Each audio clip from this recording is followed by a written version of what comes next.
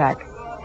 Israeli Foreign Minister Tzipi Livni is defending the airstrikes in Gaza. I spoke with her earlier and first asked what the goal of the Israeli offensive is.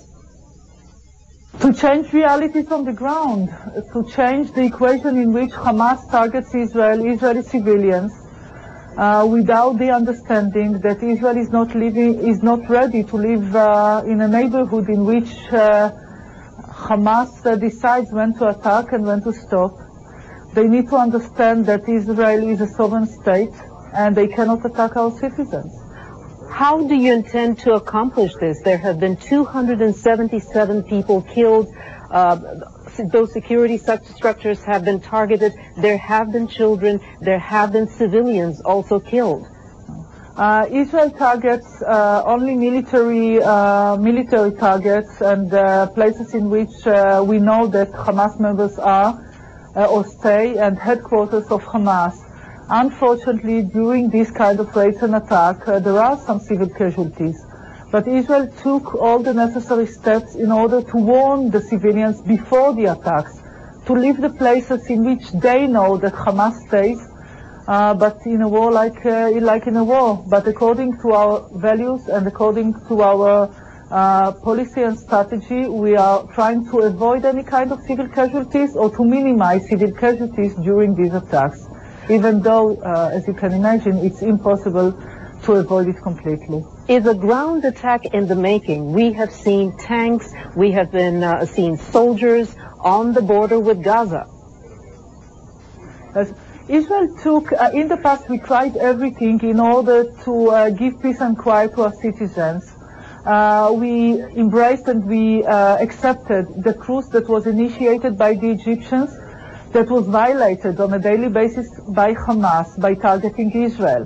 Now we have no other alternative, and unfortunately Hamas believes or believed until the last attack that this is a place in which they can attack without any kind of retaliation or an answer from Israel, and they had this misunderstanding, thinking that Israel is not willing to take a real operation, a very extensive operation. Now they have a new message coming from Israel.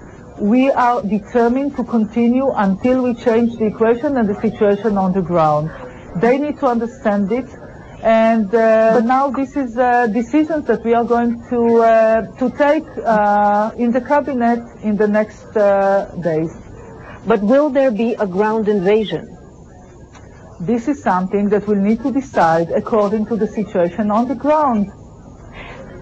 Could this backfire? Could it push moderates like the Palestinian Authority, who have called for a ceasefire, to move towards Hamas? We see protests all over the Arab world.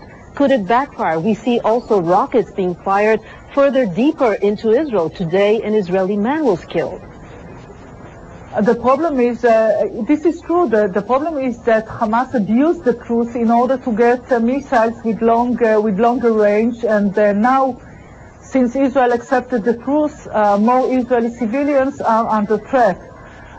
But it's more important to understand that the Israeli government policy works in a dual strategy. On one hand, we launched the Annapolis process with the moderates, with the pragmatic Palestinians, in order to reach a peace treaty.